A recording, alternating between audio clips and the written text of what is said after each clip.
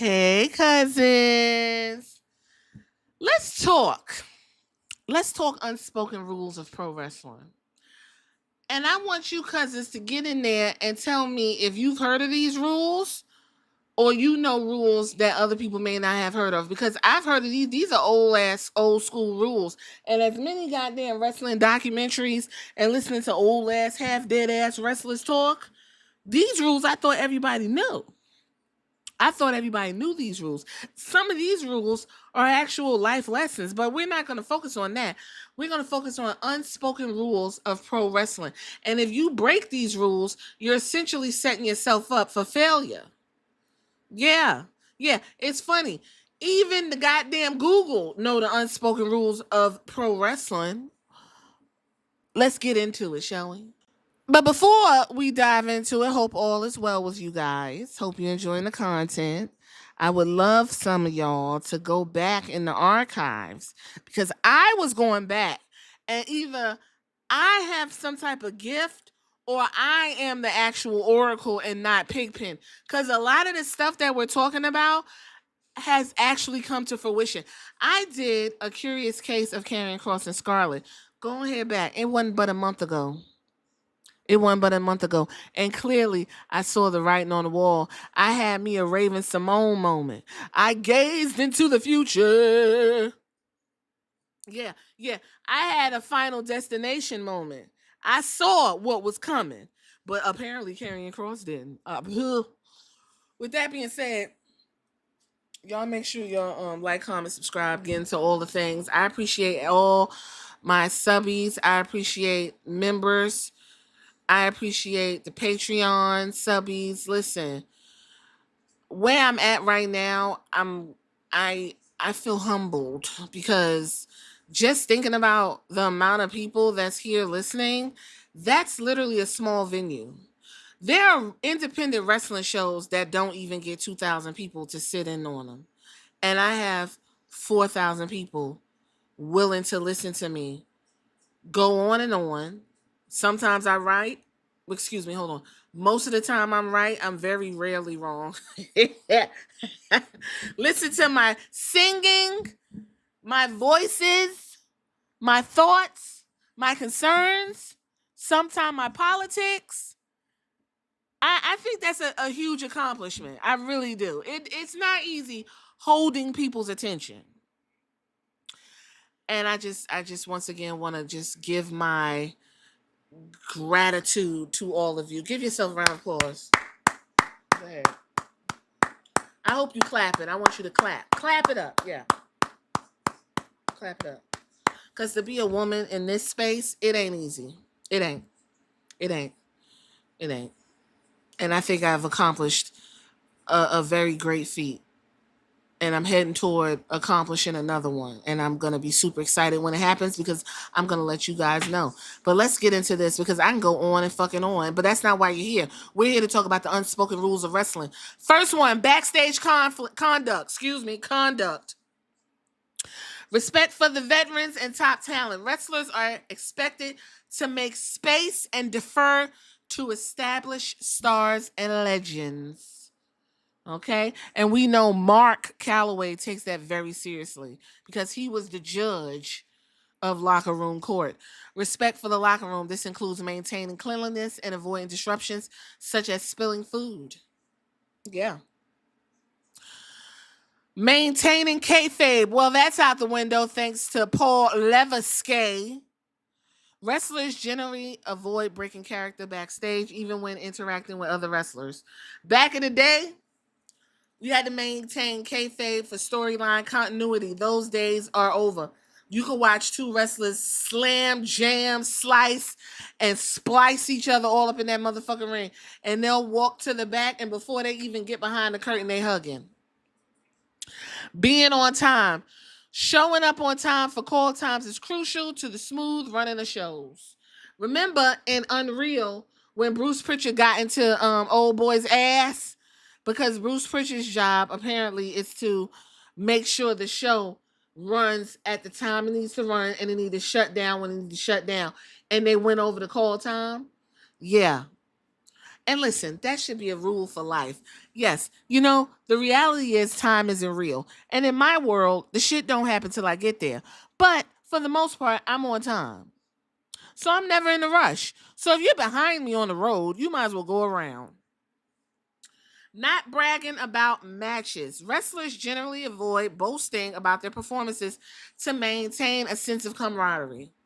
So if you had an old botch fest, either you ain't gonna say nothing, or you just, that's good. That's good. So it's a lot that seems passive aggressive, because that fucking Io Sky versus Roxanne Perez match was botch central, but somehow the backstage they loved it. I'm confused. Not publicly airing grievances. Pause. Certain parts of the where was I? Oh, here we go. Disagreements with management are typically handled privately and not in front of the audience. I'm just going to go back to defer to the video where I read Karrion Kross's his version of the pipe bomb. He put what he said was worse than CM Punk. He put all that shit on Front Street, all the shit that we were speculating, that we weren't sure about, but it sounded good, all on Front Street. That's a no-no anywhere, any job. If you want a job and you got problems, you ain't supposed to be walking around talking about how terrible the shit is to people you know gonna go out and tell other motherfuckers. You don't do it. You don't do it. Big no-no. In-ring behavior, safety.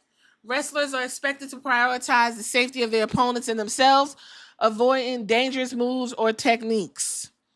Okay? There was a move that Penta and Dragon Lee was gonna put Dominic Mysterio or Finn Balor? They put them in like a upside down Styles Clash, and then dropped into like some type of fucking, I don't even know what the fuck they were doing, but it was ridiculous and stuff like that you shouldn't be doing. What you could do in other promotions, this is more of a soft promotion. You can't do stuff like that. You have to be mindful. AEW has that issue too. AEW lets their stars damn near kill themselves. Not going into someone's personal bag. Now, Cody Rhodes spoke about this on a show he was on. This is considered a serious breach of trust and can lead to punishment. Bothering people's personal stuff. It's just, you just don't do that. You don't do that. That's anything. Don't go on my shit. Remember Mark Henry said, I think it was one of the DX guys shitting his food? Yeah. Hazing is also an unspoken rule. Respect for the referee. Referees are considered part of the show and are given a certain degree of protection, even though they may take bumps. Referees are a big part of the show, according to Unreal. Referees are getting talked to. They're telling the spots and putting people where they need to be put so the show could go where they got to go. Respect for the ring. Certain parts of the ring, like the exposed metal under the turnbuckle pad, are off limits. That's why when people take it off as a part of the story, they're usually heels. Maintaining kayfabe, we got that. Working the crowd. Wrestlers are expected to engage with the audience and create a compelling atmosphere. Now, remember Karrion Kross said people were like, you gonna go out there and do what you're supposed to do, right? Like, you gonna go out there and you gonna stay on track, right? You gonna do the script. And he's like, I didn't know. Like, what are they talking about? Yeah, because you went into business for yourself, which is also an unspoken rule and probably one of the biggest rules, and we'll talk about that. Adhering to the storyline. Wrestlers are expected to follow established storylines and not deviate from it during the matches. Just saying. Going into business for yourself. Listen, I've never heard of that until I watch pro wrestling. Usually people just call it ambition. And it is, to be ambitious can be a good thing and a bad thing. People who have so much ambition tend to rub other people the wrong way and tend to fuck up a lot of things and relationships, okay? And going into business is no different. Going into business, a wrestler acting in a way that disregards the established storyline or agreed upon plan, often to the benefit of themselves at the expense of others in the overall presentation. This can involve improvising promos, no selling moves, physically harming a fellow performer. It's generally considered unprofessional, can lead to negative consequence, including heat and fines. Improvising promos. If we was in court, I would have no more questions, Your Honor, for this defendant. I actually rest my case. That alone is a cardinal sin in pro wrestling. I thought everyone knew that. Don't y'all like when Mark and Michelle talk about the business and bully Ray and all these old motherfuckers are like, well, in my day, you know, you heard it. Well, I thought y'all liked that. Did y'all not listen? Was I the only one suffering through the stories? Again, promos, going off script, matches, fucking up the thing, physicality, breaking motherfuckers up in the ring. Anybody watch Dark Side of the Ring? Vader got fucking shafted by Shawn Michaels because he went into business for himself, or what was perceived as business for himself. What did he do, you say? Shawn Michaels, as the hot, sexy boy he is, felt that Vader was too stiff with him, so he went to Vince McMahon. He said, I ain't fucking with him like that. Vince, being, you know, the bisexual man that he is, said, not my goddamn baby, and went ahead and blackballed Vader. Okay, there you go. Consequences, backstage heat. Wrestlers who consistently go into business for themselves can earn a reputation for being difficult to work with. Karrion Kross went into business for itself, and after that promo, it was complete hostility that for some reason he didn't realize. He ain't the only person. Somebody, again, ask Zack Ryder. Again, ask fucking Daniel Bryanson. Ask the people who the crowd loved and ain't nobody fucking with them. I wouldn't be shocked when LA Knight just fucking, you know, goes off and says, you know what, fuck this, and cuts a promo out of no fucking where.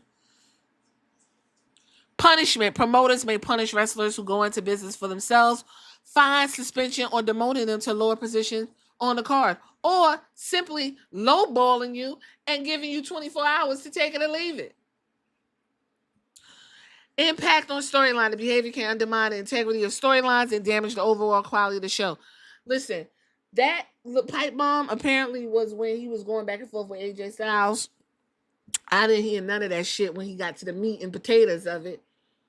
We was the top of the promo was the gravy, and when he got under the gravy, it was the meat and the potatoes that got his ass up out of there. Okay, why is it a problem? Well, professional wrestlers rely on collaboration and cooperation. Wrestlers are expected to work together to create compelling stories and entertain the audience. When one wrestler prioritizes their own self-interest over the collective good, it can negatively impact the entire product. Hence, Paul Levesque, all in the videos, all over the war shows, all in the back talking about take that. Yeah. If you want some real pro wrestling and you want to handle your business the way you want to handle it, come on over to AEW. Tell me that shit ain't the same thing as the Death Row versus the Bad Boy shit. I just look. Paul Levesque ain't doing nothing but take that. And everybody goddamn promo. All over the goddamn place. I don't care what it is. He goes into business for himself. But guess what? He is the business. He is the game. He can do that. You can't. You can't. Yes, that is a contradiction. You'll have to deal with it. CM Punk accused Hangman Page of going to business for himself by making personal attacks in the promo and saying he would save AEW from Punk. Remember? Okay. So why am I being told that I don't know pro wrestling? Why am I being told that? Is it because you didn't like my take? Is it because of my delivery? It can't be my sultry voice because it's very soothing. So, if you made it this far, tell me some unspoken rules of pro wrestling that I don't know about. We don't talk about the hazing. We don't talk about relationships, right? It's a lot of fucking going on in pro wrestling. We don't talk about a lot of unspoken rules. The court, the locker room court that they're allowed to have to keep the locker room steady. Everybody has a fucking hierarchy, a caste system per se in pro wrestling. There's a lot of rules. And when you overstep them and you fuck up the good old boy network, the good old boy's gonna buck and they're gonna show you a thing or two. So how come I know this and no one else knows it? How come Karrion Kross don't know it? Huh? How come Braun Strowman doesn't know it now that he want to flap his gums? I'm confused. Or are you confused? I'm gonna leave it right there. That's all I got. I ain't got no more.